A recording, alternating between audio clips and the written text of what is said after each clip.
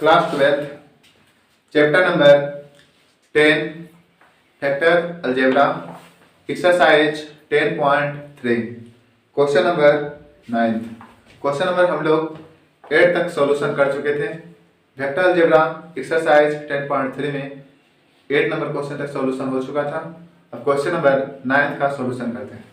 9th number question में दिया गया है क्या, find x factor. 9th question में ये है कि फाइंड एक्स वेक्टर का find x vector of magnitude, find magnitude of x vector, पहले एक्स वेक्टर का मैग्नीट्यूड को ज्ञात कीजिए। यहां से लिखा हुआ है find x vector of magnitude, magnitude of x vector, magnitude of x vector. if 4a is unit vector, if for a is unit vector, a is unit vector, a vector कौन, यहां से लिखा गया है क्या, x vector minus a vector dot x vector plus a vector equal 12 equal 12। Find magnitude of x vector, ठीक है। बताया गया है क्या कि if for a is unit vector, मतलब एक बार बताया गया है क्या कि ये जो है यूनिट वेक्टर है। जो यूनिट वेक्टर होता है हम जानते हैं कि उसका मैग्नीट्यूड कितना होगा, तो 1, उसका परिमाण 1 होगा। अगर a यूनिट वेक्टर है तो हम यहां से जानते हैं क्या, लिखेंगे सॉल्यूशन में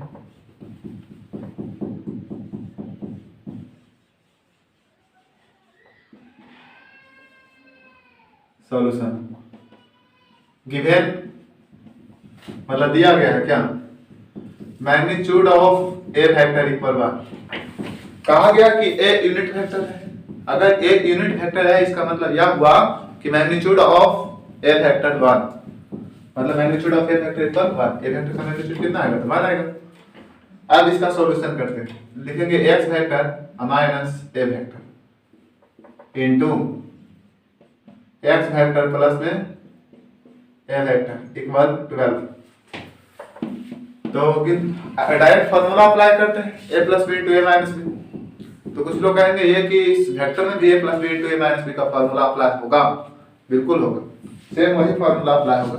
a plus B into A minus B का फॉर्मूला अप्लाई करें तो a plus B into A minus B का फॉर्मूला क्या होगा, a square minus B square. लेकिन ज्यादा बेटर ये होगा कि हम इसका मल्टीप्लिकेशन कर लें, ताकि वास्तव में क्या इस फॉर्मूला पे टूट रहा है कि नहीं ये जानकारी मिलेगा। तो x वेक्टर को x वेक्टर से मल्टीप्लाई करेंगे, इस x वेक्टर को x वेक्टर के साथ तो आएगा x वेक्टर का मैग्नीट्यूड, इसका स्क्वायर, इसका x वेक्टर का स्क्वायर, ठीक है। और x वेक्टर को a वेक्टर से मल्टीप्लाई करेंगे तो आएगा x वेक्टर a वेक्टर, और इसको इससे मल्टीप्लाई करेंगे तो ये आएगा a वेक्टर x वेक्टर, ठीक है। और माइनस में प्लस तो माइनस a वेक्टर और डॉट a वेक्टर। इसके बारे में क्या बताएंगे कि जब a वेक्टर को a वेक्टर से गुना करते हैं तो आता है a वेक्टर का स्क्वायर नहीं, बल्कि a वेक्टर के मैग्नीट्यूड का स्क्वायर, a वेक्टर के मैग्नीट्यूड का स्क्वायर। यहां से यही करेंगे कि a वेक्टर के मैग्नीट्यूड का स्क्वायर आएगा इक्वल 12, और ये माइनस ये प्लस कैंसिल आउट होगा। यहां से आएगा x magnitude of x vector का स्क्वायर और minus magnitude of a vector कितना है, तो 1। तो यहां से लिखेंगे 1, और 1 का स्क्वायर करें तो कितना आएगा, 1 ही आएगा। जिससे 1 है 1 का स्क्वायर करेंगे कितना आएगा, 1 आएगा। डायरेक्ट यहां पे लिखते हैं 1 और 12। तो यहां से लिखेंगे x वेक्टर के मैग्नीट्यूड ऑफ x वेक्टर का स्क्वायर, तो 12 माइनस से गुजर गया तो प्लस में, तो 12 में 1 को ऐड करेंगे तो कितना आएगा, 13। अब यहां से क्या लिखते हैं, हेंस अतः x का स्क्वायर उधर जाएगा तो रूट में, यानी magnitude of x vector, x vector का मैग्नीट्यूड क्या होगा, तो x स्क्वायर उधर गया तो रूट में, यहाँ प्लस माइनस भी लगा सकते हैं अपन से, लेकिन रूट प्लस रूट 13 ज़्यादा बेटर होगा। अगर प्लस माइनस ना भी लगाए तो कोई प्रॉब्लम नहीं होगा, ठीक है। मैग्नीट्यूड ऑफ एक्स फैक्टर का मान कितना आया, √13। इस प्रकार से हम क्वेश्चन नंबर 9 का सॉल्यूशन किए हैं। अब क्वेश्चन नंबर 10 का सॉल्यूशन करेंगे। क्वेश्चन नंबर 10 नंबर क्वेश्चन में दिया गया है क्या कि if A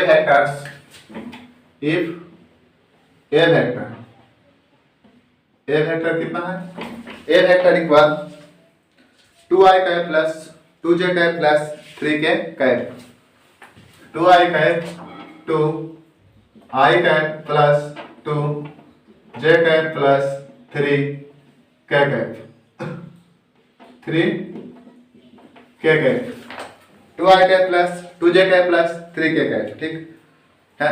B vector equal B vector equal -i cap plus 2j cap plus k cap plus k cap and c vector equal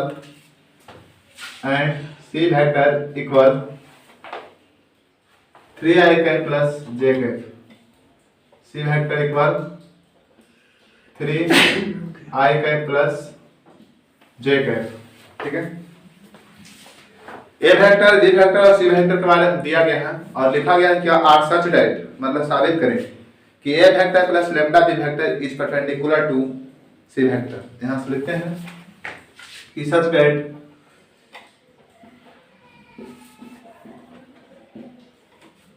if the ring A vector B vector and C vector इतना, ठीक है, or such that A vector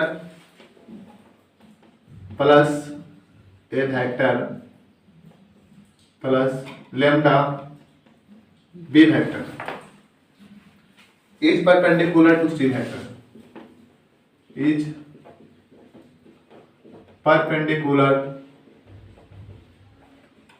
perpendicular to C vector. Then find the value of lambda. Then find the value of lambda.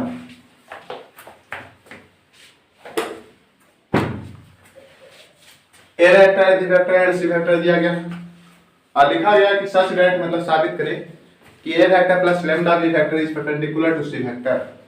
हम जानते हैं कि dot product में यदि दो वेक्टर को डॉट प्रोडक्ट हो और उसके बीच 90 डिग्री एंगल परपेंडिकुलर हो तो कितना होता है, 0 होता है। क्यों, ऐसा क्यों होता है? जिसे थीटा इक्वल मान लेते हैं 90 डिग्री, परपेंडिकुलर इसका मतलब क्या है, 90 डिग्री कौन बनेगा। सपोज हम जानते हैं क्या, ए वेक्टर डॉट बी वेक्टर का फॉर्मूला हम जानते हैं कि magnitude of A vector into magnitude of B vector का मैग्नीट्यूड इनटू cos थीटा। अगर थीटा के ऊपर 90 डिग्री बैठाया जाए तो cos 90 का वैल्यू कितना होगा, तो 0 होगा, और 0 गुना समथिंग तो क्या आएगा, 0 आएगा। इससे यह पता चलता है कि ए vector plus lambda B vector और डॉट सी वेक्टर इक्वल 0। यहां से लिखे कि सॉल्यूशन यहां से लिखते हैं, सॉल्यूशन ए वेक्टर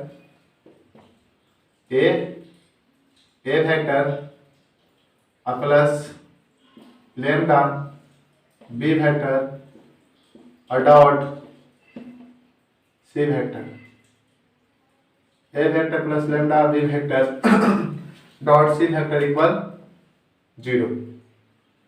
ये कितना होगा, तो 0 का इक्वल होगा, ठीक है। तो अब ऐसा करते हैं कि ए वेक्टर का वैल्यू यहाँ पे पुट करते हैं, यहां से लिखेंगे 2i cap plus 2j cap plus 3k cap, ये वेक्टर का हुआ, प्लस लैम्डा बी वेक्टर का वैल्यू क्या होगा बी वेक्टर में है ना कि minus i cap plus 2j cap plus k cap, ठीक है। आई टू सी वेक्टर कितना दिया गया है 3i cap plus j cap, यहां से लिखेंगे 3i cap plus j cap equal 0। अब ऐसा करते हैं कि ये जो लेमडा है, एक second,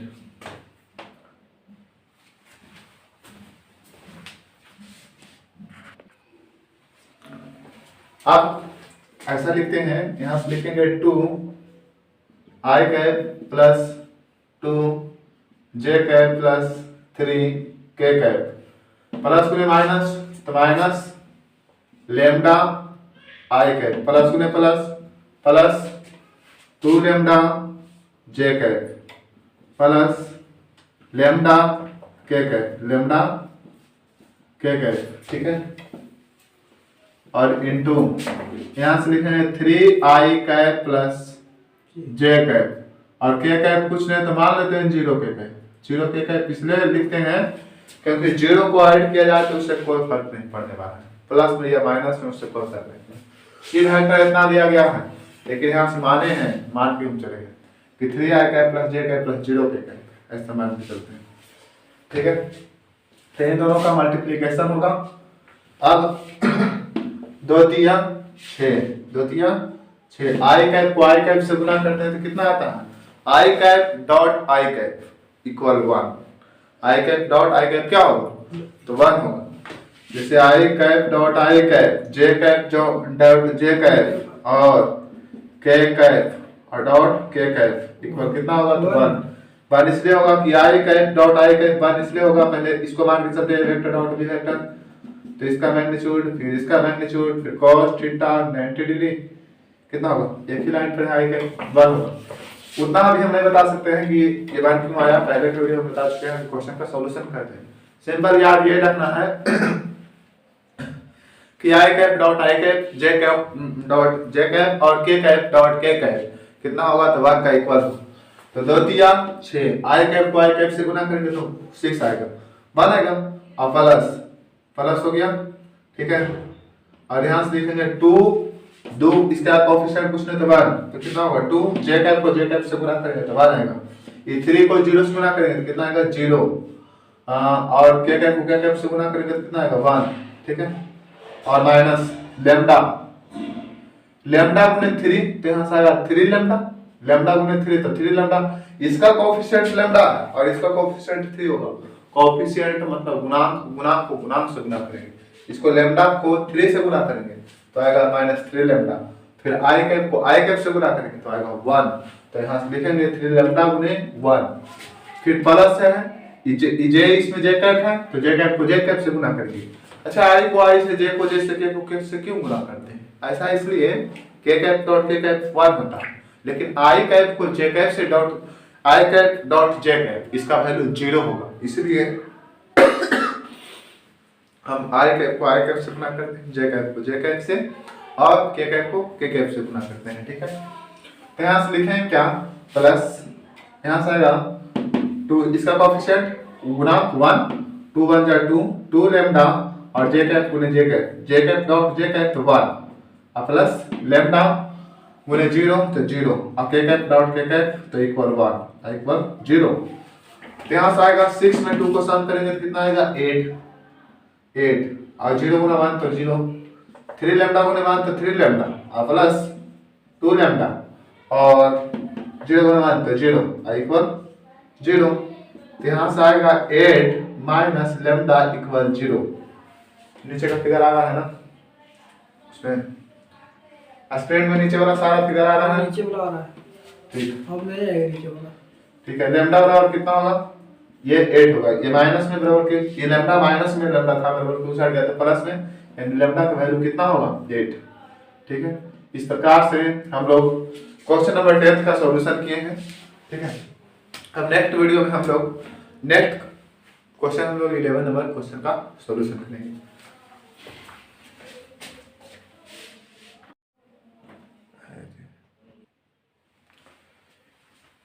question number 11 number question में कहा गया है क्या, जैसे ये वेक्टर है और ये भी vector, so that this vector is perpendicular to this vector for any two vector non zero vectors the vector and the vector. This vector इसलिए बोले मान इतना कोई ये इतना एक अलग वेक्टर है और ये अलग वेक्टर है, ठीक है। ध्यान से दोनों अलग अलग वेक्टर हम ऐसा करते हैं कि मान लेते हैं इसे x वेक्टर या इसे y वेक्टर, क्योंकि दोनों ए बी के रूप में है, ठीक है। अब लेट यहां से लिखेंगे सॉल्यूशन इसका करते हैं, ऐसा करते हैं, इसे मानते हैं u वेक्टर, u भी जो मानना है मान सकते हैं, u यहां से लिखेंगे लेट, माना कि लेटस कंसीडर, चाहे let u vector equal magnitude of a vector b vector plus magnitude of v vector into magnitude of v vector a vector, इस u वेक्टर इसे मानेंगे u वेक्टर, ठीक है। और इसे मानेंगे कि v वेक्टर, इसे v वेक्टर मान लेते हैं लेट, ये होगा a वेक्टर और b vector minus magnitude of v vector और a वेक्टर। कहा गया so that this vector is perpendicular to this vector. अगर इन दोनों परपेंडिकुलर है, अगर इन दोनों का मल्टीप्लिकेशन अगर 0 के बराबर आया तो समझें कि परपेंडिकुलर है। ऐसा इसलिए क्योंकि जैसे a वेक्टर और डॉट b वेक्टर बराबर 0 कब होते हैं, जब ये दोनों परपेंडिकुलर होते हैं।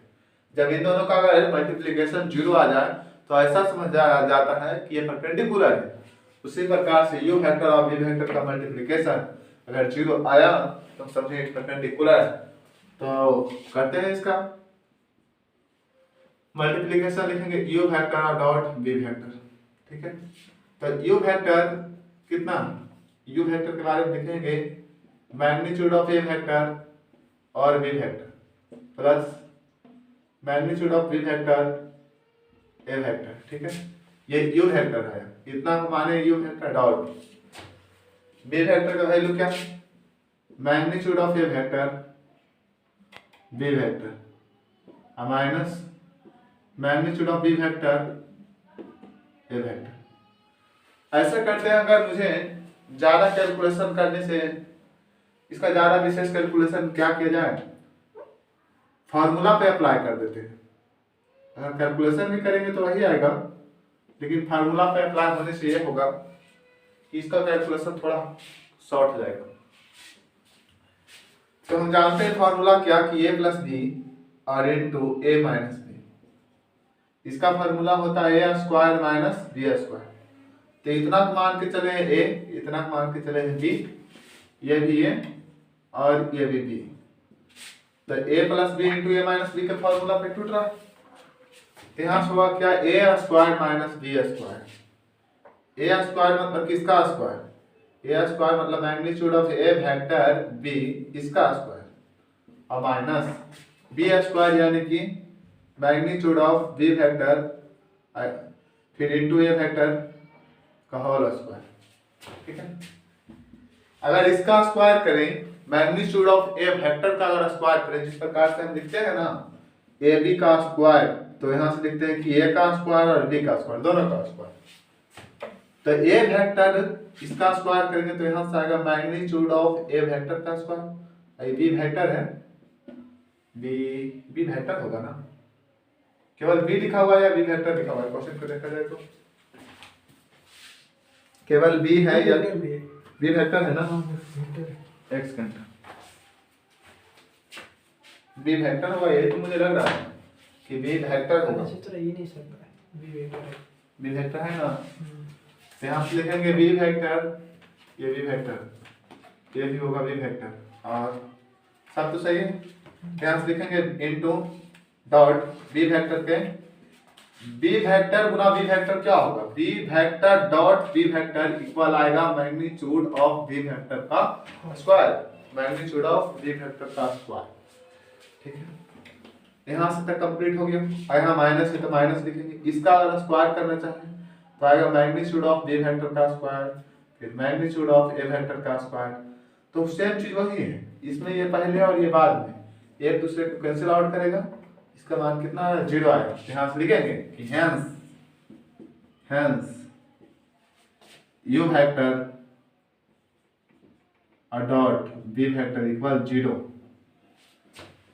यहाँ से लिखेंगे U vector and dot B vector equal 0, hence U vector and B vector are perpendicular.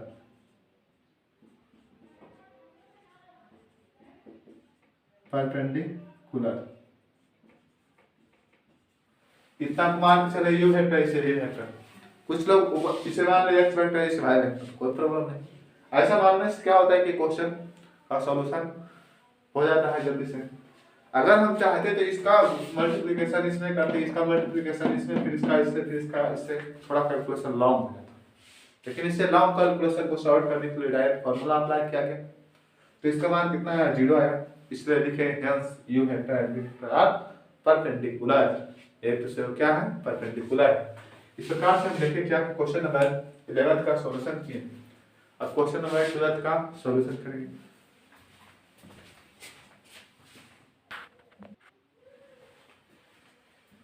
Question number 12 में दिया गया है क्या, लिखा गया कि if A vector dot A vector equal 0 and A vector dot B vector equal 0, then what can be concluded about the vector b vectors। ध्यान से देखिए, इसमें ऐसा लिखा गया है ना, इसमें ऐसा लिखा गया है, इसका सॉल्यूशन करते हैं।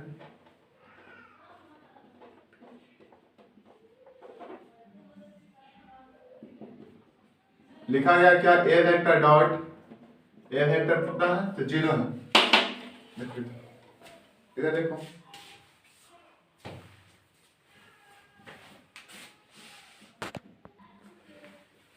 if a vector into a vector dot a vector equal 0 and a vector dot b vector equal 0, then what can be concluded about the vector b vector। अगर आप ध्यान से यहाँ देखें तो पता चलेगा कि a वेक्टर और a वेक्टर 0 दिया गया है गिवन। लिखेंगे सॉल्यूशन में गिवन, चाहे डायरेक्ट में लिखे थे तो कोई दिक्कत नहीं था, ठीक है। गिवन a वेक्टर और dot A vector equal 0, a vector dot A vector equal 0 ऐसा दिया गया। अगर दोनों 0 दिया, दोनों इतना और इतना गुना करते हैं तो 0 आता है। इसका मतलब कि जो यहाँ ए वेक्टर का मान होगा वो भी यहाँ होना चाहिए, ये दोनों तो यही वेक्टर है। इसका इससे यह पता चलता है, अगर हम समझिए गुना में उधर गया तो भागा में, मतलब ए वेक्टर का मान दिया तो कितना आएगा। अगर ए वेक्टर डॉट ए वेक्टर 0 है, इसका मतलब श्योर है कि ए वेक्टर का मान 0 है। ऐसा इसलिए क्योंकि अगर मान लेते कि इसका मान 1 होता तो 1 गुने 1 2 होना चाहिए, इसका मान 2 होता तो 2 गुने 2 2 4 होना चाहिए। निश्चित है कि इसका मान 0 है, तब तो 0 गुना 0 0 आया। और ऐसे भी ये गुना में उधर गया तो भागा में, मतलब ए वेक्टर का मान कितना आया 0 आया। तो ए वेक्टर का मान हम देखें कि 0 आया। और कहा जाता है कि ए वेक्टर अगर ऐसा लिखा गया कि ए vector dot B vector equal 0, तब आप क्या बी वेक्टर क्या 0 होगा, इसका मान तो 0 होगा। लेकिन बी वेक्टर को 0 गुना बी वेक्टर करें तो 0 आएगा। लेकिन बी वेक्टर के जगह पर कुछ भी हो सकता है, बी वेक्टर के जगह पर 2 3 4 चाहे ऐसा भी लिख सकते हैं। लेट मान लेते हैं कि लेट यहाँ से इतना बड़ा 0 दिया गया है, तो लिखेंगे let B vector equal 2i cap और प्लस j कैप माइनस 3 ऐसा मान लेंगे, ठीक है। तो इसका मान कितना लिखेंगे, a vector dot B vector क्या होगा, इसको लिखेंगे 0 और बी वेक्टर का वैल्यू यहाँ पुट करते हैं 2i cap plus j cap minus 3k cap 0 गुना समथिंग कितना आएगा, तो 0 आएगा। यहाँ डायरेक्ट ए वेक्टर डॉट बी वेक्टर निकाल लिए हैं, यहाँ 0 नहीं। तो ए वेक्टर का वैल्यू 0 और बी वेक्टर का वैल्यू इतना, तो 0 गुना समथिंग तो 0। बी वेक्टर का मान 0 भी हो सकता है, बी वेक्टर कोई भी वेक्टर हो सकता है, आई का कुछ भी हो सकता है, इसके जगह पर कुछ भी ले ले वेक्टर, तो उसमें 0 से गुना करेंगे तो क्या आएगा 0 ही तो आएगा। इस क्वेश्चन में पूछा ये क्या है कि अगर ए वेक्टर और ए वेक्टर का जब डॉट प्रोडक्ट निकालते हैं तो उसका वैल्यू 0 आता है, उसका वैल्यू क्या आता है 0। अगर इसका वैल्यू 0 है तो इससे तो श्योर पता चलता ये है कि इसका ए वेक्टर का मान क्या होगा, 0 होगा। अगर ए वेक्टर का मान 0 हुआ तो क्या ए वेक्टर डॉट बी वेक्टर क्या हो सकता है, A vector dot B vector 0 हो सकता है। A vector dot B vector 0 तभी हो सकता है, जैसे देखिए श्योर है कि इसका मान 0 है, तो ये दोनों का मान 0 है कंफर्म, क्योंकि 0 है वेक्टर से गुना करेंगे तो 0 है। इसमें लिखा गया देयर भार can be calculated about the vector B vector. तो आप बी वेक्टर के बारे में क्या कह सकते हैं, बी वेक्टर क्या हो सकता है, कैलकुलेटेड बी वेक्टर क्या हो सकता है। हाँ, तो बी वेक्टर कोई भी वेक्टर हो सकता है, इसके जगह पर कोई और भी वेक्टर ले ले तो क्या आएगा, 0 आएगा। ध्यान से लिखेंगे हेंस, अतः hence B vector is any या b vector are any vector. Is और आर से हमको कोई मतलब यहाँ पे नहीं है, ग्रामर तो चल नहीं रहा है कि इज लगाएंगे आर लगाएंगे डायरेक्ट, ठीक है। आर मतलब ये है, इज मतलब ये है। तो hence B vector are any vector, B vector कोई भी वेक्टर हो सकता है। अब क्वेश्चन नंबर 13 का सॉल्यूशन करते हैं। Question number 13, if A vector B vector C vector are unit vector, मतलब ए वेक्टर बी वेक्टर और सी वेक्टर यूनिट वेक्टर है, सच दैट मतलब साबित करें। सच दैट मतलब दिया गया है जैसा कि ए vector plus B vector plus C vector equal 0, a vector और बी वेक्टर प्लस सी वेक्टर का मान 0 दिया गया है। Find the value of A vector dot B vector plus B vector dot C vector plus C vector dot A vector, ये लाना है मुझे, इसका वैल्यू फाइंड करना है, ठीक है। तो क्या करें, अगर ए वेक्टर बी वेक्टर और सी वेक्टर दिया गया, इसका मतलब यह हुआ कि ए vector magnitude of A vector 1, magnitude of B vector क्या आएगा 1 and magnitude of C vector equal कितना, तो 1। इन तीनों का value magnitude of A vector, magnitude of B vector and magnitude of C vector का वैल्यू क्या आएगा, तो 1 है, ठीक है। इसका वैल्यू 1 है, सच दैट साबित करना है, लिखेंगे a vector plus B vector plus C vector equal 0, ये दिया गया, लिखेंगे squaring both side, squaring both side, squaring both sides. यहां से लिया गया क्या, लिखेंगे कि ए vector plus B vector plus सी वेक्टर, इसका स्क्वायर करते हैं बराबर 0 का स्क्वायर। तो जिस प्रकार से हमें फॉर्मूला जानते हैं कि a plus b plus c का होल स्क्वायर क्या फॉर्मूला होता है, a plus b plus c का whole square equal a square plus b square plus c square plus 2ab plus 2bc plus 2ca plus 2c। तो a square यानी कि magnitude of A vector का square, b square यानी magnitude of B vector का square plus c square मतलब कि magnitude of C vector का square plus 2ab यानी कि 2 into magnitude of A vector dot B vector 2bc B vector dot C vector 2ca 2 C vector dot A vector equal 0 का square क्या है, 0 है। इसका value 1, magnitude of A vector यानी 1, तो 1 का स्क्वायर तो 1, इसका वैल्यू क्या है 1, मैग्नीट्यूड ऑफ ए वेक्टर का वैल्यू 1, 1 का square 1, magnitude of C vector का वैल्यू 1, 1 का स्क्वायर 1 इक्वल प्लस 2, यहां से 2 कॉमन सबसे लेते हैं तो आएगा a vector dot B vector plus B vector dot C vector plus C vector dot A vector equal 0। तो इन तीनों का सम किया जाए, इन तीनों का सम करते हैं तो क्या आएगा, तो इन तीनों का सम करें तो आएगा 3 plus 2 A vector dot B vector plus B vector dot C vector plus C vector dot A vector equal 0। अब ऐसा है तो ये 3 प्लस में बराबर क्यों साइड गया तो माइनस में, सारा आ रहा है ना फिगर कंप्लीट। अब ऊपर मिटाते हैं, यहां से ये 3 प्लस में उधर गया तो माइनस में, तो आएगा इधर से क्या हो जाएगा 2 into A vector dot B vector plus B vector dot C vector plus C vector dot A vector equal -3। ये दो गुना में उधर गया तो माइनस भागा, भागा। मल्टीप्लिकेशन हो जाएगा तो क्या होगा डिवीजन डिवाइड। यहां से लिखेंगे क्या कि ए vector dot B vector plus B vector dot सी वेक्टर प्लस सी वेक्टर डॉट ए वेक्टर इक्वल -3/2 -3/2। इस प्रकार से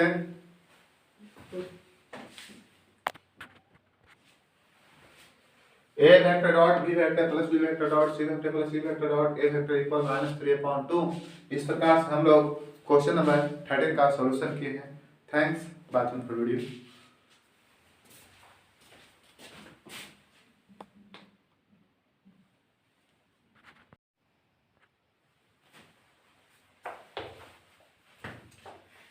वेक्टर अलजेब्रा एक्सरसाइज 10.3 का क्वेश्चन नंबर 14 का सॉल्यूशन करेंगे। ठीक है, 14th number question. 14th number question में क्या दिया गया है? 14 नंबर क्वेश्चन में है कि either vector a vector equal 0 और बी वेक्टर इक्वल 0, मतलब ए वेक्टर का वैल्यू जो है 0 है और बी वेक्टर का वैल्यू 0 है। ठीक है, देन ए vector dot B vector equal 0, तब ए वेक्टर डॉट यहां से लिखेंगे देन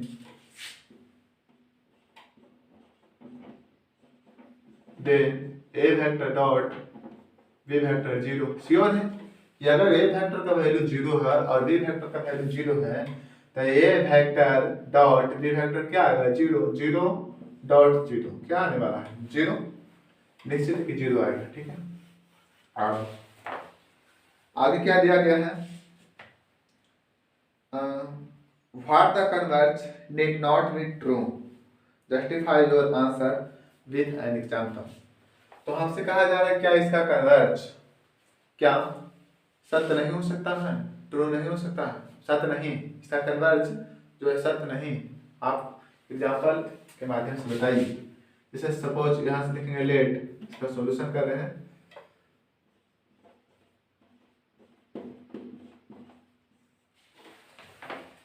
इतना दिया गया है क्वेश्चन में, फिर आगे लिखा गया क्या?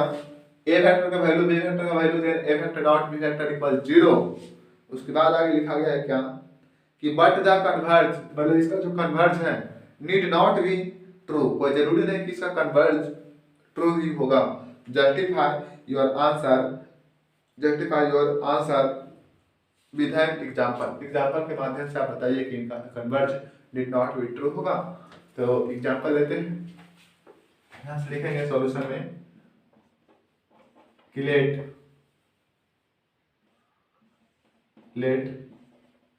ए वेक्टर इक्वल 2i कैप और plus 2j cap and B vector equal, magnitude दोनों का सेम होना चाहिए, केवल डायरेक्शन अपोजिट होना चाहिए, तब जाकर के ये सेम आएगा।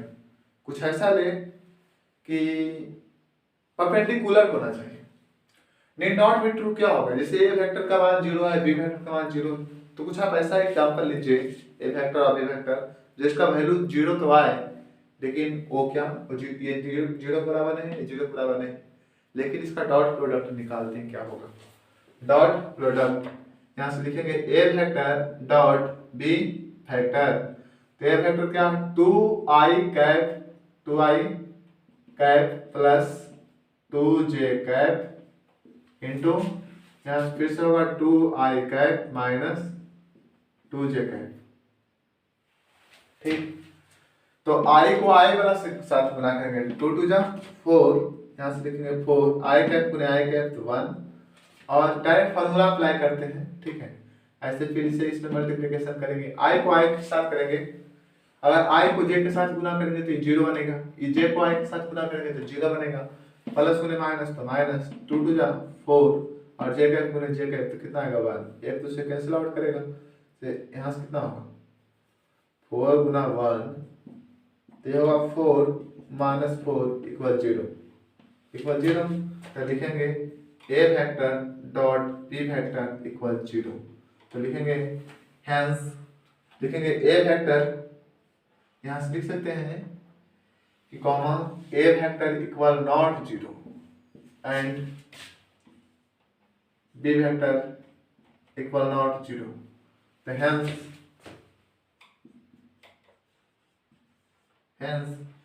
A vector equal 0 B vector equal 0 then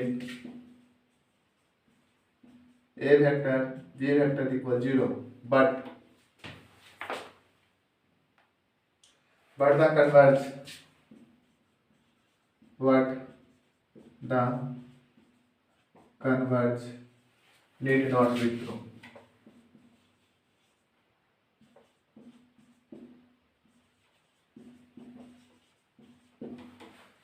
मतलब अगर ए वेक्टर का मान 0 है बी वेक्टर का मान 0 है तब a vector dot B vector 0 होगा, लेकिन इसका कन्वर्ज कोई जरूरी नहीं कि सत्य है। ठीक है, ये तो डायरेक्ट यहाँ से लिख सकते हैं hence A vector and B vector converse did not be true. ठीक है, परपेंडिकुलर ले रहा है बस कि ए वेक्टर और बी वेक्टर कुछ ऐसा वेक्टर लेके दोनों एक दूसरे का परपेंडिकुलर। ठीक है, परपेंडिकुलर का मतलब क्या, जैसे मान लीजिए आई कैप बात करते हैं, यहाँ से लिखा गया है 2 आई कैप, यानी कि दो इधर चलेंगे तो 2 आई कैप होगा प्लस 2 जे कैप, तो जो इधर चलेंगे 2 जे कैप होगा। फिर से लिखा हुआ है इसमें 2 आई कैप, तो 2 आई कैप फिर 2 जे कैप, तो इधर माइनस वाला इधर आएगा माइनस 2 जे कैप, तो परपेंडिकुलर ही तो है। इस प्रकार से हम लोग क्वेश्चन नंबर 14 का सॉल्यूशन किए हैं। आप नेक्स्ट क्वेश्चन नंबर 15 का सॉल्यूशन करते हैं।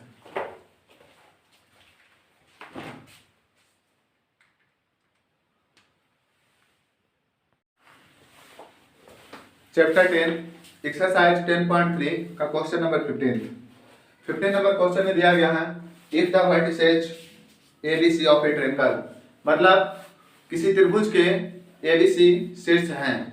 ठीक है, एबीसी क्या है, त्रिभुज का शीर्ष है, और जिसमें कहा गया है क्या ABC triangle of a triangle ABC are 1 2 3। जैसे ये कोई ट्रायंगल है, ट्रायंगल मतलब त्रिभुज, ये कोई त्रिभुज है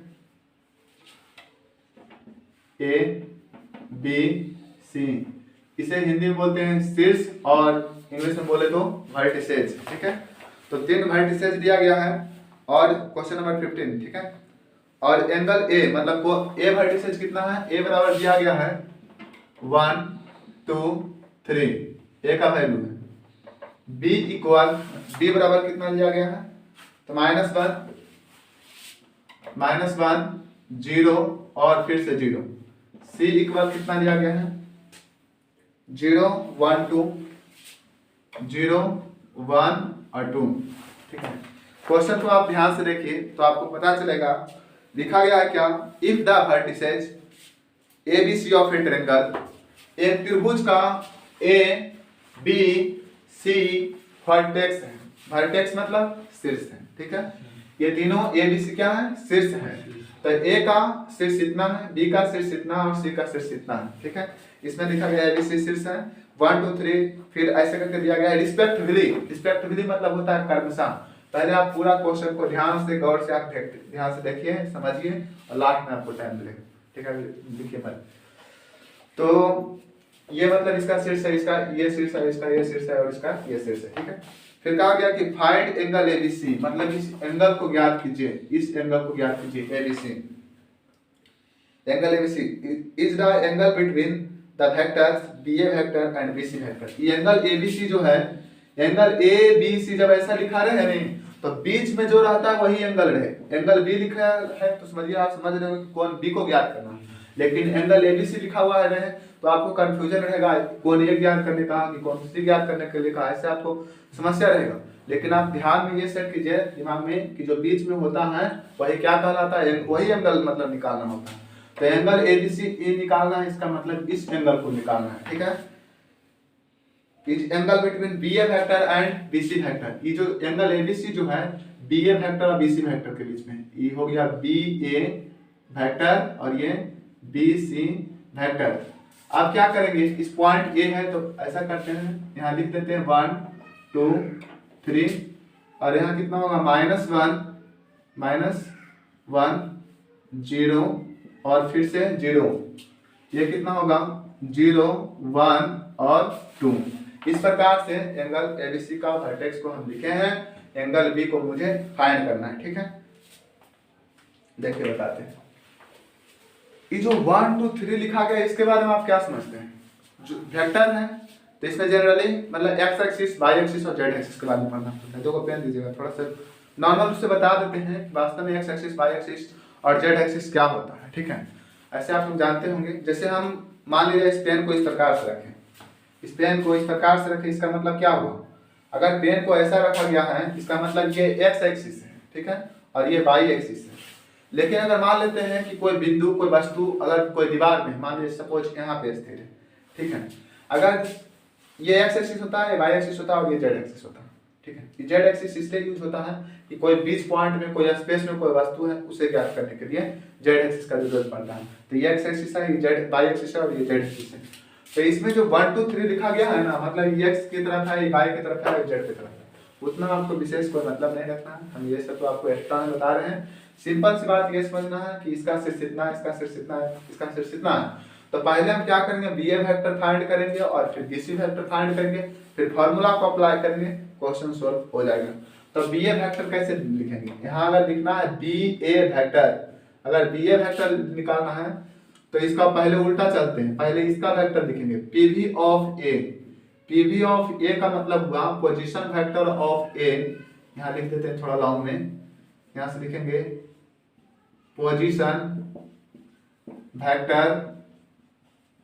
vector of A minus position vector of B, position vector of B, vector of B. तो थोड़ा सा आप लोग कंफ्यूजन बन रहा होगा। पोजीशन वेक्टर ऑफ ए का मतलब क्या होता है? पोजीशन वेक्टर ऑफ ए का मतलब हुआ कि ए का पोजीशन वेक्टर, ए का मतलब कि पोजीशन वेक्टर मतलब स्थिति सदिश जो भी रहे, इसको हम शॉर्टकट में ऐसे लिखते हैं P V of A minus P V of B, P V of B.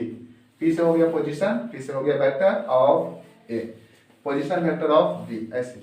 ठीक है, अगर आप हिंदी मीडियम पे भी से एग्जाम देते हैं तो कोई दिक्कत नहीं, ऐसे लिखते हैं तो ठीक है, उससे कोई दिक्कत नहीं, आपका नंबर फुल मिलेगी। पोजीशन वेक्टर उल्टा चलते हैं, अगर यहाँ बी ए लिखा है तो पहले ए को लिखेंगे तब बी को लिखेंगे, अगर सी भी लिखा है तो पहले पोजीशन वेक्टर ऑफ बी लिखेंगे और उसमें से घटाएंगे पोजीशन वेक्टर ऑफ सी, ऐसे। तो पोजीशन वेक्टर ऑफ ए क्या है? ए का पोजीशन वेक्टर इतना है और बी का पोजीशन वेक्टर इतना है। तो इस शुरू वाला इसमें आई हुआ, ठीक है, और ये जे हुआ, i cap, j cap and के कैप। इसका आई कैप ये होगा, जे कैप ये होगा और के कैप ये होगा। तो आई को आई के साथ घटाना है, यानी कि इसका शुरुआत को इसके शुरुआत से घटाना है। ए में से बी घट रहा है तो ये 1 है, 1 माइनस, फिर यहाँ लिखा हुआ है -1 और यहाँ से लिखेंगे आई के, समझे? हम क्या लिखे? 1 तो 1 लिखें, बीच में minus, position vector of A मतलब 1 माइनस, फिर position vector of B, B का शुरुआत कितना है? -1 है, तो 1 माइनस -1 होगा, ठीक है। और यहाँ से लिखेंगे फिर प्लस का चिन्ह, फिर जे कैप को जे कैप से घटाएंगे, यहाँ 2 है तो 2 में से 0 घटेगा तो लिखेंगे 2 - 0 इंटू जे कैप प्लस 3 - 0 के कैप, 3 - 0 के कैप, ठीक है। अब यहाँ से देखिए 1 और +1, 1 + 1 क्या होगा? आई कैप, और प्लस 2 - 0 कितना होगा? तो 2 इंटू जे कैप कितना होगा? 2 जे कैप और प्लस 3 के कैप। तो यहाँ से क्या आया? 2 आई कैप प्लस 2 जे कैप प्लस 3 के कैप, ठीक है। कितना कंप्लीट कीजिए, उसके बाद आगे बताते हैं। बी ए वेक्टर फाइंड हो गया। अब मुझे निकालना है बी सी वेक्टर, इस बी सी वेक्टर को निकालना है। तो बी सी वेक्टर को कैसे निकालेंगे? अगर बी सी वेक्टर मुझे निकालना है तो पहले लिखेंगे पोजीशन वेक्टर ऑफ सी, पहले इस सी को लिखेंगे, फिर बीच में लिखेंगे minus P V of B, position vector of B, ठीक है। तो पोजीशन वेक्टर ऑफ सी क्या है? पहले ये लिखे position vector of C minus position vector of A, तो ये हुआ i cap j cap k cap, i cap j cap k cap, i को आई के साथ, जे को जे के साथ, के को के साथ। तो जीरो जीरो में से घटाएंगे किसको, -1, जीरो -1 ऐसे, और फिर यहाँ लिखेंगे आई कैप और प्लस कितना 1 - 0 1 - 0 जे कैप प्लस 2 - 0 के कैप। ठीक है, यहाँ से आई कैप में लिखे थे 0, फिर इसे माइनस का चिन्ह, फिर यहाँ ये जो है ना इसमें बी फैक्टर इसमें -1 है, इसलिए यहाँ से लिखे -1 ऐसे घेर दिए, इसलिए क्योंकि माइनस माइनस प्लस हो। तो यहाँ से क्या आएगा, यहाँ से आएगा आई कैप और प्लस जे कैप, 1 जे कैप मतलब जे कैप और प्लस 2 में से 0 जाएगा तो 2 मतलब 2 के कैप। ये हुआ बीसी वेक्टर। ठीक है, अब इसके बाद क्या करेंगे, अब ध्यान से देखिए, अगर मान लेते हैं सपोज कि ये वेक्टर है और ये बी वेक्टर है, ठीक है, और इसके बीच में एंगल थीटा, तो अगर डॉट प्रोडक्ट में फॉर्मूला क्या होता है, A vector dot B vector का फॉर्मूला होता है ए वेक्टर का मैग्नीट्यूड फिर बी वेक्टर का मैग्नीट्यूड और cos थीटा। तो यही थीटा को निकालना है, मतलब एंगल को मुझे निकालना है। तो देखिए किसका किसका जरूरत पड़ रहा है, पहले ए वेक्टर और डॉट बी वेक्टर, मतलब अगर मुझे मान लिया जाए इन दोनों के बीच में इस एंगल थीटा को निकालना है, तो पहले cos थीटा का क्या फॉर्मूला है, यहाँ से अगर डायरेक्ट समझिए cos थीटा, इतना गुना इधर आया तो भागा में, तो यहाँ से होगा a vector dot B vector upon a vector का मैग्नीट्यूड और बी वेक्टर का मैग्नीट्यूड, ऐसा होगा। ठीक है, इतना चीज होगा तो पहले a vector dot B vector निकालते हैं, मतलब पहले निकालेंगे B A vector dot B C vector. ठीक है, ये वेक्टर की तरह बिहेव करेगा और ये बी वेक्टर की तरह बिहेव करेगा। ठीक है, दोनों का पहले डॉट प्रोडक्ट निकालते हैं, फिर दोनों का मैग्नीट्यूड निकालेंगे, फिर अपने को सॉल्यूशन हो जाएगा। ठीक है, तो ऊपर में अब हम सॉल्यूशन करते हैं। यहाँ से a vector dot B vector है, मतलब यहाँ पहले निकालेंगे B A vector dot B C vector. ठीक है, तो बी ए वेक्टर कितना है, आई यहाँ से पहले लिख लेते हैं 2i cap plus 2j cap plus 3k cap. ठीक है, और इनटू में कितना होगा, यहाँ से होगा i cap plus j cap plus 2k cap. ठीक है, B A vector dot B C vector को यहाँ से हम निकालना चाह रहे हैं, दोनों का पहले वैल्यू लिख लेंगे। अब क्या करते हैं कि मतलब इन दोनों का मल्टीप्लिकेशन करते हैं, और क्या आई वाला को आई के साथ गुना करेंगे। डॉट प्रोडक्ट में क्या होता है जानते हैं, ये एक हम रूल दिखाए थे कि आई कैप को आई कैप डॉट आई कैप, देखिए ये सब चीज आपको पता होना चाहिए क्योंकि ये सब सारा बेसिक में बताया गया। अगर बेसिक नहीं मतलब पढ़ा हुआ रहता है तो क्वेश्चन जब बताने के समय आता है उसमें फिर से थोड़ा थोड़ा बेसिक बताना पड़ता है। देखिएगा ध्यान से, अगर आपको पढ़ा हुआ होगा तो बेहतर होगा। यहाँ से होगा आई कैप डॉट आई कैप और जे कैप डॉट जे कैप और के कैप डॉट के कैप। अगर ऐसा रहे तो इसका वैल्यू कितना होता है, 1 होता है। अगर आई कैप को जे कैप से गुना करेंगे, आई कैप डॉट जे कैप, मतलब एक दूसरे को समान समान में गुना करेंगे तो 1 आएगा, और अलग अलग को साथ करेंगे तो 0 आएगा।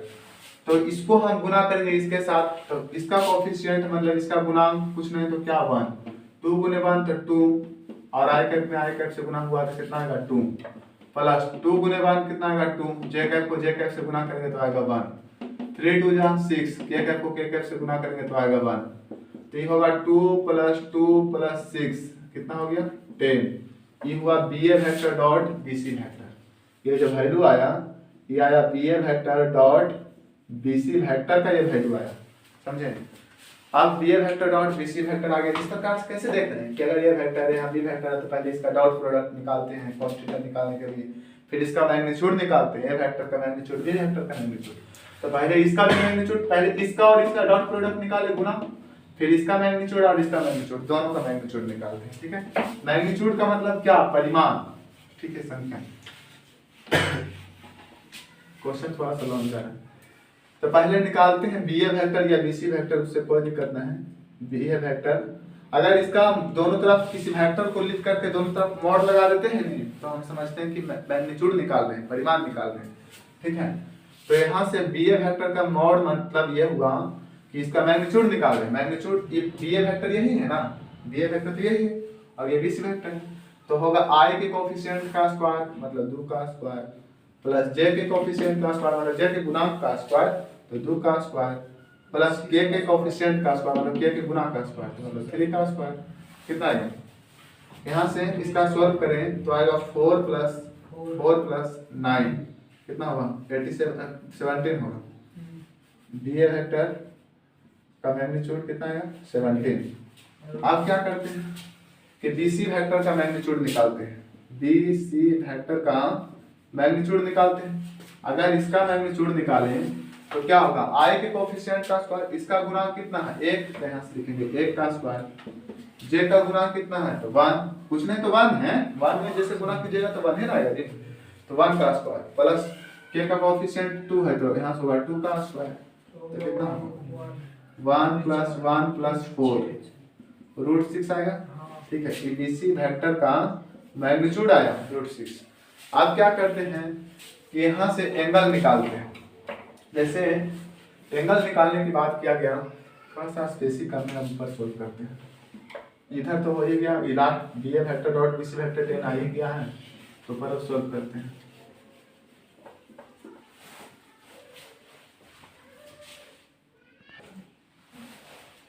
आप देखिए ध्यान से कि जिस प्रकार से मुझे निकालना है cos थीटा एंगल का वैल्यू मुझे फाइंड करना है। ठीक है तो हम जानते हैं फॉर्मूला जिस प्रकार से कि ए वेक्टर डॉट बी वेक्टर बराबर ए वेक्टर का मैग्नीट्यूड और फिर बी वेक्टर का मैग्नीट्यूड और cos थीटा। तो cos थीटा का फार्मूला क्या होता है।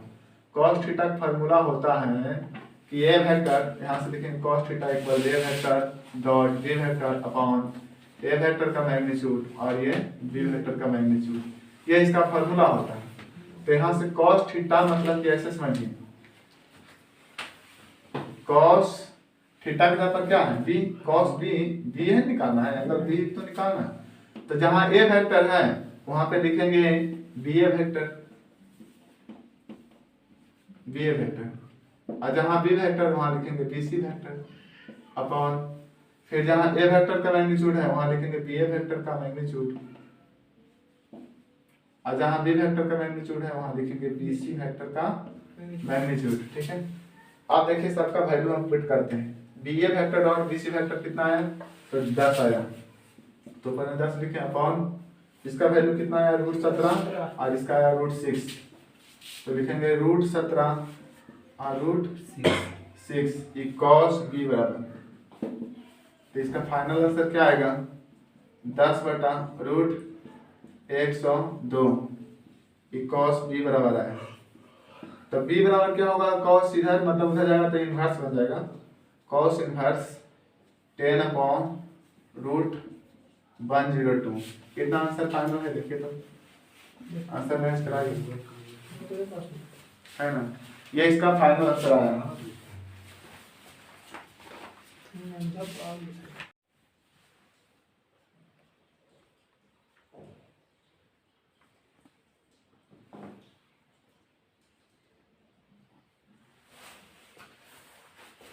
क्वेश्चन नंबर 16 नंबर क्वेश्चन में 16 नंबर क्वेश्चन में क्या है कि show that the points A 1 to 7 B 2 6 3 and C इतना दिस 3 10 माइनस का आर कोऑर्डिनेट।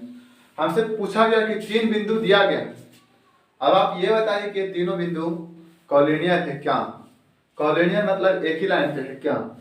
ठीक है तो इस ऐसे क्वेश्चन को बनाने के लिए दो तीन तरीका के माध्यम से हम इस क्वेश्चन को सॉल्व कर सकते हैं। अगर डिटरमिनेंट वाला जैसे वेक्टर से रिलेटेड है वेक्टर के माध्यम से बनाना है तो इसका एक अलग तरीका है। डिटरमिनेंट के माध्यम से बताना है तो इसका एक अलग तरीका है। त्रिभुज के माध्यम से बनाना है तो इसका एक अलग तरीका है। 3-4 तरीका लेकिन ना तो हम त्रिभुज को फॉलो करेंगे ना तो डिटरमिनेंट का फॉलो करेंगे। हम चल रहे हैं वेक्टर वाले चैप्टर को यूज करते हैं। ठीक है जैसे अगर आप देखिए कॉलिनियर का मतलब क्या होता है कि एक ही लाइन पे कॉलिनियर मतलब होता है एक ही लाइन पे जब वेक्टर अगर ये तीनों वेक्टर अगर एक ही लाइन पे है तो उसी को बोलेंगे कॉलिनियर। मान लेते हैं कि पॉइंट ए है और ये पॉइंट बी है और ये पॉइंट सी है। ये पॉइंट बी होगी और ये पॉइंट सी होगी ऐसा। तो अगर ये कॉलिनियर कब होगा जब ए से लेकर बी तक की दूरी को बोलेंगे ए बी वेक्टर। ए से लेकर के बी तक की दूरी को बोलेंगे इसको बोलेंगे ए बी वेक्टर इसे बोलेंगे बी सी वेक्टर और यहाँ से यहाँ तक को बोलेंगे AC वेक्टर। अगर AC बराबर AB प्लस BC आ गया तो समझिए कोलिनियर होगा। क्या बोल रहे हैं कि पहले AC वेक्टर निकालेंगे, AC वेक्टर का मैग्नीट्यूड अगर AB और BC के बराबर आ गया तो समझिए कोलिनियर होगा। मान लेते हैं कि AC का मान 10 आया। AC का मान कितना आया? अगर AC का मान 10 आया और अगर AB और BC दोनों को जोड़ करके 10 आया तो समझिए कि हाँ कोलिनियर होगा। देखिए बताते हैं, ठीक है, कैसे इसका सॉल्व करना। सबसे पहले हम यहाँ से क्या करेंगे कि AB वेक्टर को फाइंड करते हैं।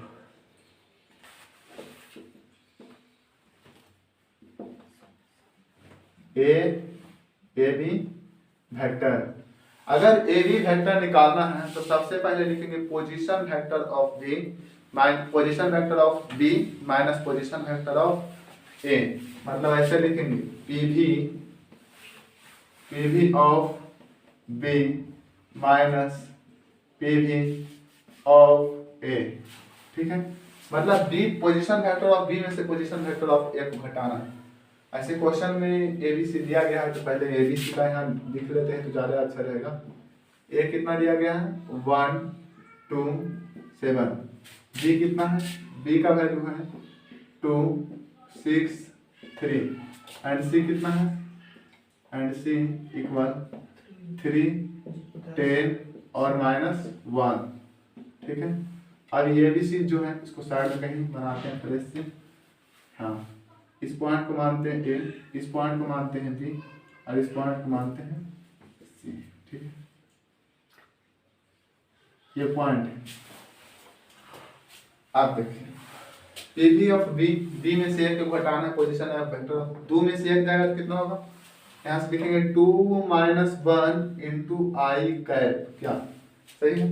प्लस 6 - 2 इंटू जे कैप, 6 - 2 इंटू जे कैप प्लस 3 - 7 इंटू के कैप, 3 - 7 इंटू के cap, i cap j cap k cap.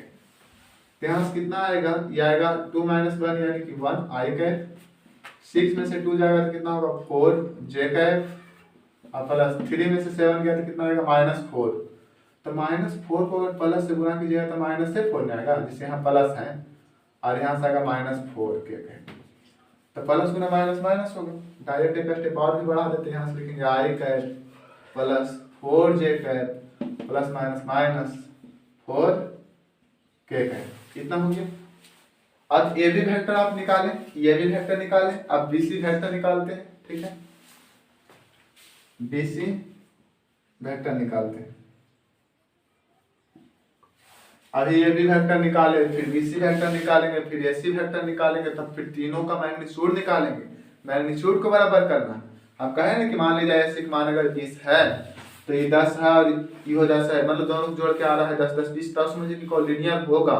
देखिए कैसे बता रहे हैं, ये भी तक तो निकाल गया। आप अगर बीसी निकालना चाहते हैं तो पहले लिखेंगे पीवी ऑफ सी, मतलब position vector of C minus PV of B, position vector of B. तो सी में से बी को घटाना है, तो 3 - 2 कितना होगा? 3 - 2 इंटू आई कैप प्लस 10 - 6 इंटू जे कैप प्लस -1 में से -1 में से घटाएंगे -3 को, तो कितना आएगा बताइए? यहाँ से लिख देते हैं -1 और -3 के कैप। ठीक है, तो कितना होगा बोलिए? 3 में से 2 जाएगा तो 1 मतलब आई कैप, 10 में से 6 जाएगा तो 4 जे कैप, और ये कितना होगा?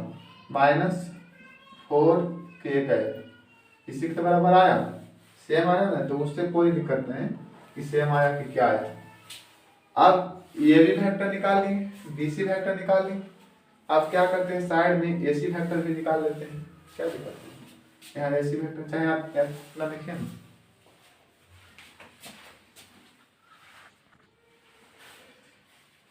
हाँ, तो ये भी वेक्टर आया और ये बीसी वेक्टर आया। तो ये भी वेक्टर कितना है? ए बी वेक्टर दोनों को साइड में लिख लेते हैं। यहाँ से लिखेंगे A B vector equal I cap plus 4j cap minus 4k cap. ये भी वेक्टर आया, ठीक है।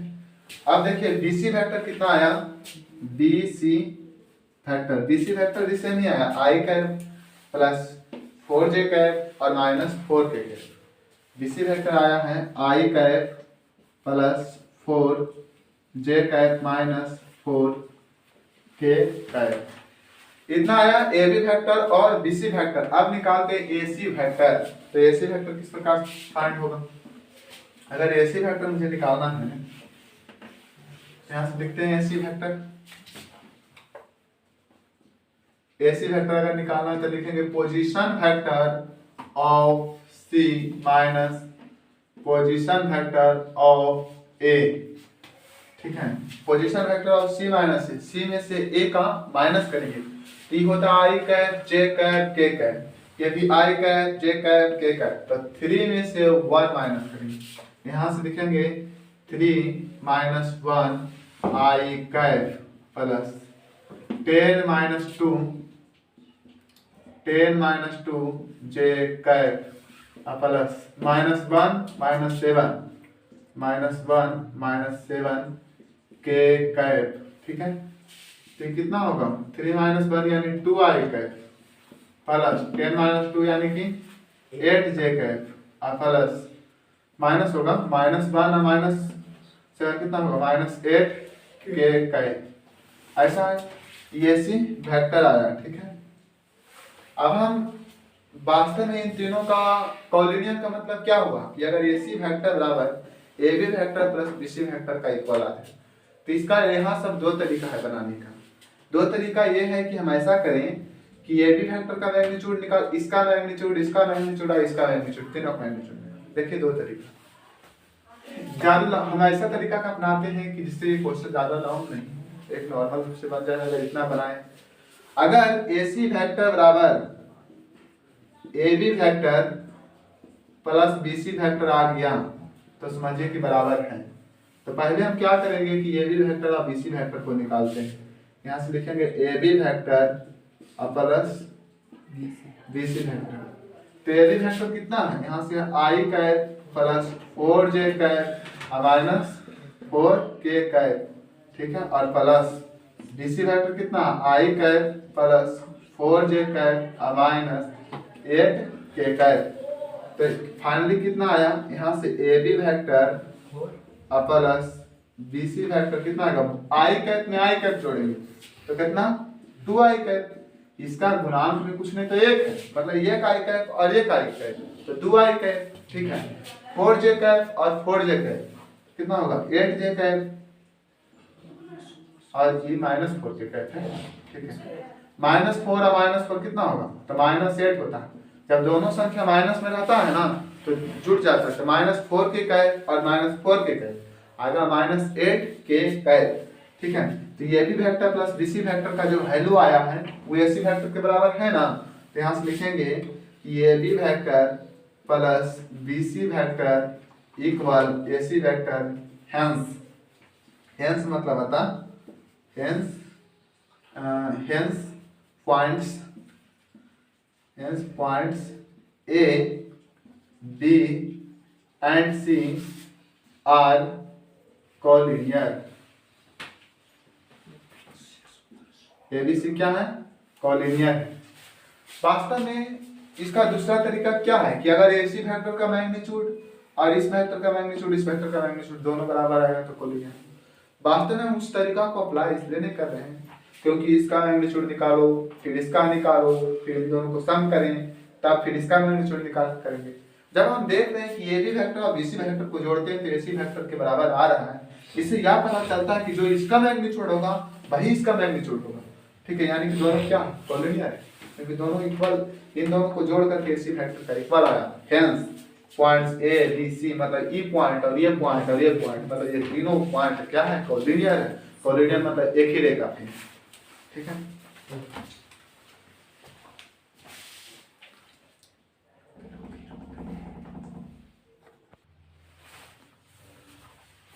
क्वेश्चन नंबर 17 नंबर क्वेश्चन में दिया गया है कि show that the vectors 2i cap minus j cap plus k cap और I cap minus 3j cap minus 5k cap and this vector from the vertices of a right angle triangle. मतलब तीन vertices दिया गया है, कोई जैसे इसे मान लीजिए कि a वेक्टर, इसे मान लीजिए b वेक्टर और इसे मान लीजिए c वेक्टर। ये तीनों वेक्टर को मुझे इस प्रकार से मतलब कि कहा गया कि क्या ये राइट एंगल ट्रायंगल हो सकता है, मतलब क्या ये समकोण त्रिभुज हो सकता है। ठीक है, ऐसा दिया गया है। ठीक है, तो हम क्या करेंगे, ऐसा करते हैं कि हम यहाँ से इसे मान लेते हैं ए वेक्टर इक्वल, ठीक है, 2i cap minus j cap plus k cap. ठीक है, इसे वेक्टर माने और इसे मान लेते हैं कि B vector equal i cap minus 3j cap और माइनस 5k कैप। ठीक है, ये हो गया ए वेक्टर, इसे बोलेंगे बी वेक्टर और इसे क्या बोलेंगे सी वेक्टर। सी वेक्टर क्या होगा आपका 3i cap minus 4j cap और माइनस 4k कैप। ये वेक्टर हुआ, बी वेक्टर हुआ, सी वेक्टर हुआ। अब वास्तव में आपको क्या करना होगा, ठीक है, अगर मान लेते हैं सपोज राइट एंगल ट्रायंगल की हम बात करें, ठीक है, मानते पॉइंट ये है, ये पॉइंट बी है और ये पॉइंट सी है, तो आपको क्या ए बी बी सी और ए सी ये तीन को निकाल लेते हैं। ठीक है,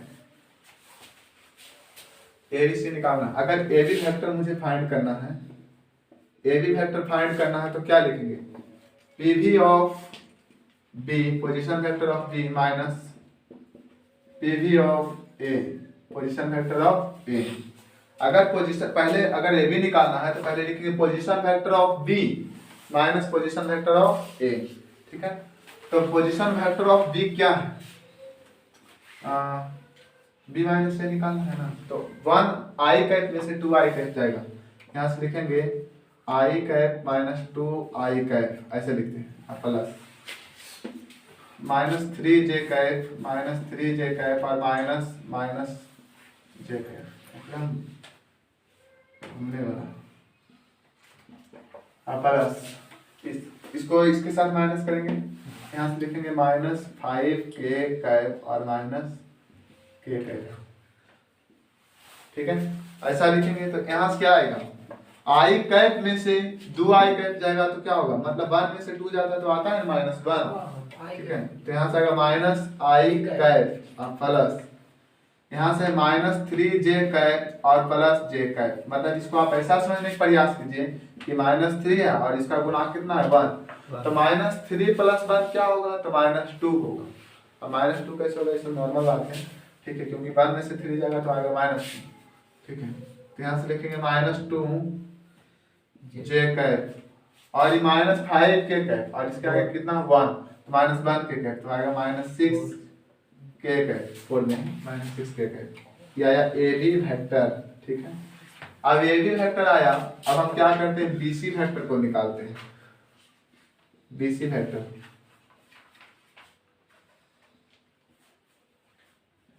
B C vector, B C vector क्या होगा, सी में से लिखेंगे पोजीशन वेक्टर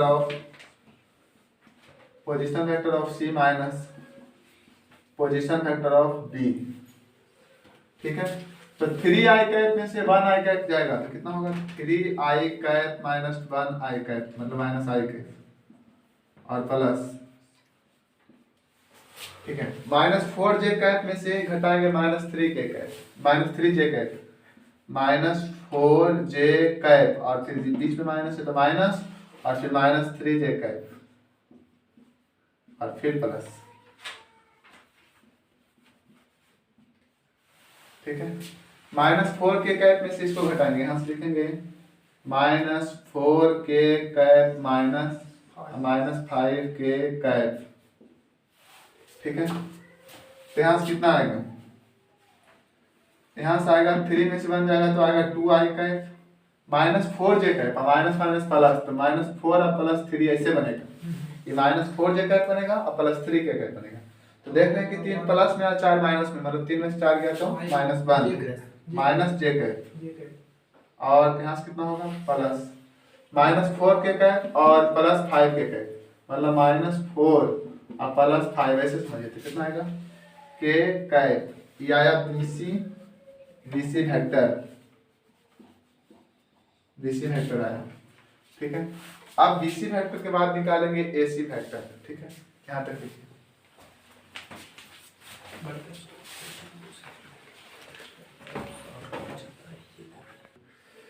अब इस प्रकार से बीसी वेक्टर आया 2i cap minus j cap plus k cap, हाँ क्लियर।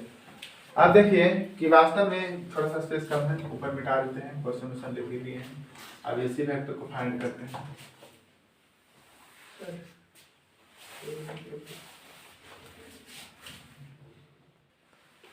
यहाँ से लाए क्या, यहाँ से आया A B vector, B C vector. अब निकालते हैं एसी वेक्टर। अगर एसी वेक्टर मुझे फाइंड करना है तो लिखेंगे position vector of C minus position vector of A. मतलब जो अगर एसी निकालना है तो पहले पोजीशन वेक्टर ऑफ सी में से पोजीशन वेक्टर ऑफ ए को क्या करेंगे, माइनस करेंगे, ठीक है। तो वास्तव में सी वेक्टर क्या है, C vector 3i cap, 3i cap यहां से लिखेंगे 3i cap minus 2i cap और प्लस इसको जे वाला को जे के साथ माइनस करेंगे, लिखेंगे माइनस 4j कैप, ठीक है, और माइनस j कैप और प्लस यहां से लिखेंगे माइनस 4k कैप और माइनस k कैप, ठीक है। आई कैप को आई के साथ कैप से घटाएं, जे कैप को जे के साथ माइनस 4j कैप और फिर बीच में माइनस का चिन्ह तो माइनस और फिर ये माइनस j कैप, फिर प्लस माइनस 4k कैप और फिर बीच में माइनस का चिन्ह इसलिए माइनस और k कैप। केवल प्लस माइनस का सही से कैलकुलेशन यहाँ होना चाहिए, विशेष कुछ नहीं है। 3i कैप में से 2i कैप जाएगा तो यहाँ से आएगा i कैप और प्लस ये माइनस 4j कैप है, देखिए यहाँ से लिखा गया है, कहाँ सॉल्यूशन करें, माइनस 4j कैप है, ठीक है, माइनस माइनस तो प्लस j कैप। इसको हम समझने का प्रयास करेंगे कि माइनस 4 है, इसका कोफिशिएंट मतलब गुना कितना होता है 1, तो माइनस 4 प्लस 1 कितना होगा, तो माइनस 3 होगा। माइनस 3 कैसे आया, तो 1 में से 4 घटा दिए, जब छोटा में से बड़ा घटेगा तो आंसर माइनस में आता है। चाहे आप ऐसे समझिए, हम माइनस प्लस का कंफ्यूजन को दूर करना चाहते हैं। कभी कभी ऐसा देखा गया है कि बेसिक में किन्हीं को इन चीजों को प्रॉब्लम होता है। दिमाग में आप ये सेट कीजिएगा कि जब एक संख्या माइनस में रहेगा नहीं और एक संख्या प्लस में रहेगा, ठीक है, तो वहाँ हर हमेशा माइनस होता है, ठीक है। तो जब भी घटाएंगे तो 4 में से 1 गया तो 3, लेकिन प्लस 3 हुआ कि माइनस 3, तो माइनस नहीं। क्यों माइनस होगा, क्योंकि दोनों में से बड़ा है 4, 4 के आगे माइनस का चिन्ह इसलिए माइनस।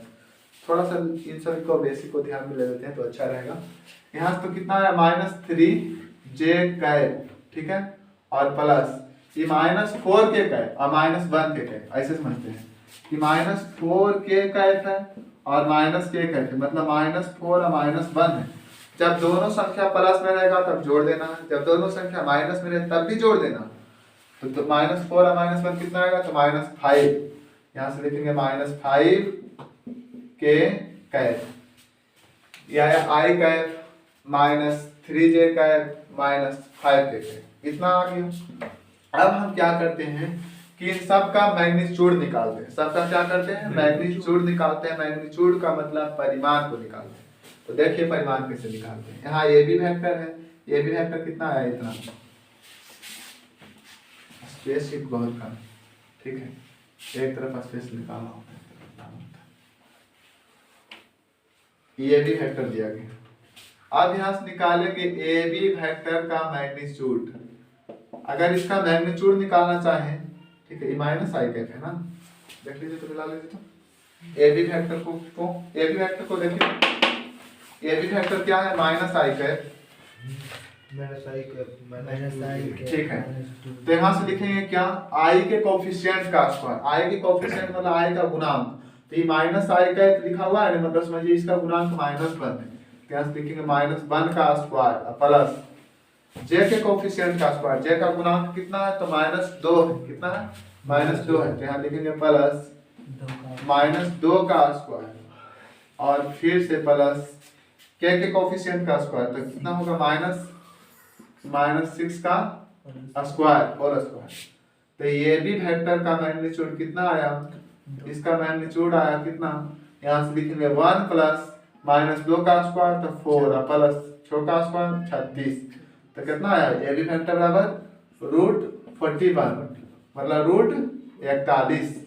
ये भी फैक्टर का मैग्नीट्यूड आया। ठीक है, आप क्या करते हैं कि डीसी फैक्टर का मैग्नीट्यूड निकालते हैं, क्योंकि जब ए बी वेक्टर केवल रहेगा, वेक्टर का मतलब उसमें मैग्नीट्यूड भी होता है और डायरेक्शन भी होता है। लेकिन अगर मुझे निकालना है राइट एंगल ट्रायंगल, पता करना है कि ये बिंदु जो है A B C right angle triangle है कि नहीं, ये मुझे प्रूफ करना है, तो क्या करेंगे मैग्नीट्यूड मुझे निकालना होगा। अब बीसी वेक्टर को निकालते हैं, लिखेंगे बीसी वेक्टर। बीसी वेक्टर का अगर निकालना है मैग्नीट्यूड तो लिखेंगे बीसी वेक्टर का मॉड, फिर यहाँ से आई के कोफिशिएंट का स्क्वायर कितना है तो 2 का स्क्वायर, अब प्लस जे के कोफिशिएंट का स्क्वायर कितना होगा तो -1 का स्क्वायर, अब के कोफिशिएंट का स्क्वायर कितना होगा 1 का स्क्वायर, के का गुणा कितना है तो +1, तो यहाँ से होगा 1 का स्क्वायर। अब 2 का स्क्वायर कितना होगा तो 4 + 1 + 1 तो कितना आएगा √6। ये आया बीसी वेक्टर का मैग्नीट्यूड, मतलब इसका परिमाण आया। आप क्या करते हैं कि एसी वेक्टर का मैग्नीट्यूड निकालते हैं। ठीक है, एसी वेक्टर का मैग्नीट्यूड को निकालते हैं। पहले ट्रायंगल को, कोई जरूरी नहीं कि ट्रायंगल आपके हाथ में बनाया जाए, हम एसी वेक्टर का मैग्नीट्यूड को निकालते हैं। यहाँ से लिखेंगे एसी वेक्टर का मॉड, मतलब इसका मैग्नीट्यूड। मैग्नीट्यूड निकालने का तरीका क्या है, परिमाण निकालने का तरीका क्या है, तो सबसे पहले लिखते हैं आई के कोफिशिएंट का स्क्वायर, मतलब आई के गुणांक में जो रहेगा उसका स्क्वायर कीजिए। तो इसके गुणांक में पूछ रहे तो 1 है, क्यों 1 है, क्योंकि 1 में आई से गुना करेंगे तो आई कह पाएगा। तो यहाँ से लिखेंगे 1 का स्क्वायर, इसके गुणांक में कितना है तो -3 है, यहाँ से लिखेंगे -3 का स्क्वायर, इसके गुणांक में कितना है तो -5 है, तो यहाँ से लिखेंगे -5 का स्क्वायर, तो यहाँ से कितना आएगा, यहाँ से आएगा 1 + 9 + 25। ठीक है, ये आया एसी वेक्टर का मैग्नीट्यूड। तो एसी वेक्टर का मैग्नीट्यूड कितना हुआ 9 1 10 और ये होगा √35। ठीक है, तो कोई जरूरी नहीं कि आप ट्रायंगल यहाँ बनाए ऐसे करके यहाँ लिख दिए ए बी सी तो इसका स्क्वायर, लेकिन वास्तव में देखिए कि अगर एसी का स्क्वायर करें तो देख आप समझ रहे हैं ना कि ये बी वेक्टर इतना है √35 और √6। पहले क्या करेंगे जानते हो, सी वास्तव में यहाँ आएगा, सी वास्तव में यहाँ आएगा और बी यहाँ होगा। ऐसा क्यों होगा हम बताते हैं आपको।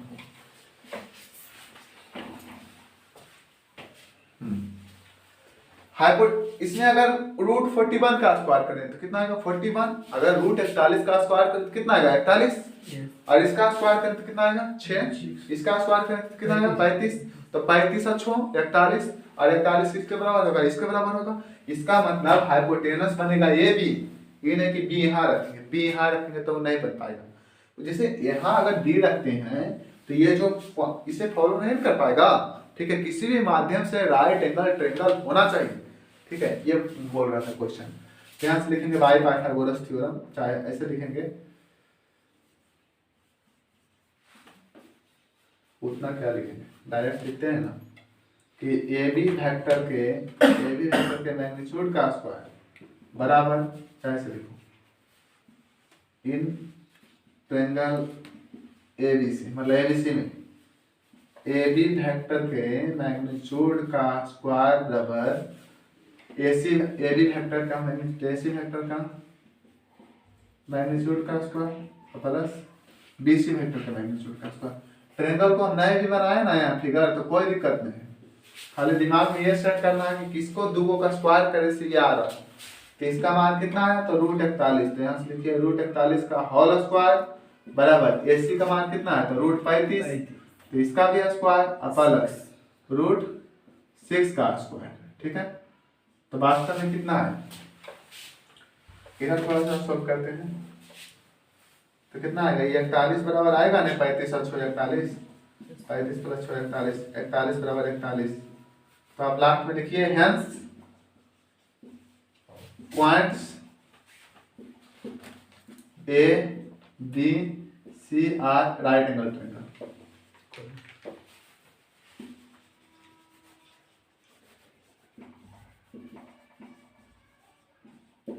ये सब जो पॉइंट है एबीसी वो क्या था, राइट एंगल ट्रायंगल का पॉइंट है, मतलब उसी का शीर्ष vertex.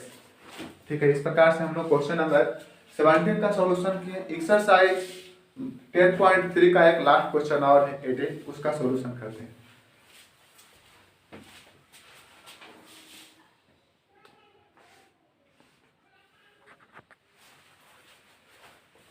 Question number 18 number question में दिया गया if A vector is A non zero vector, a vector जो है नॉन जीरो वेक्टर है of magnitude A, A vector if A vector मतलब ए वेक्टर जो है नॉन जीरो वेक्टर है किसका, तो मैग्नीट्यूड ए का, and lambda a non zero scalar, lambda a जो है नॉन जीरो स्केलर है, then lambda a vector is a unit vector.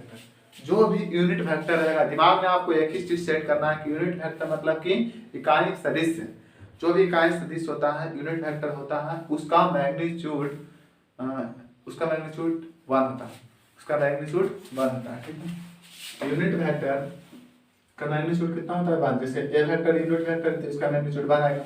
लेकिन हमसे क्वेश्चन में कहा गया कि lambda a vector is a unit vector, अगर lambda a vector unit vector है, यहां से लिखेंगे lambda a vector is a unit vector, मतलब लेम्डा ए वेक्टर क्या है, तो यूनिट वेक्टर है, तो यहां से लिखेंगे लेम्डा ए वेक्टर का मॉड, अगर इस पूरे का मॉड लगाएं तो इसका मान कितना आएगा, 1 आएगा, क्योंकि जो यूनिट वेक्टर होता है तो उसका मैग्नीट्यूड 1 आता है। अगर इतना यूनिट वेक्टर तो इसका मैग्नीट्यूड 1 आएगा, तो इसका आएगा लेम्डा, ये लेम्डा का फिर मॉड होगा, फिर इसका मॉड होगा, ए वेक्टर का मॉड, ठीक है, इक्वल टू 1, तो इसका मान कितना होगा, ए वेक्टर का मैग्नीट्यूड, ये गुना में उधर गया तो भागा में, तो आएगा 1 बटा लेम्डा, 1 बटा लेम्डा का मॉड, तो यहाँ से डायरेक्ट लिखेंगे ए बराबर 1 upon lambda, magnitude of lambda, ठीक है, डायरेक्ट लिखेंगे 1 अपॉन मैग्नीट्यूड लेम्डा।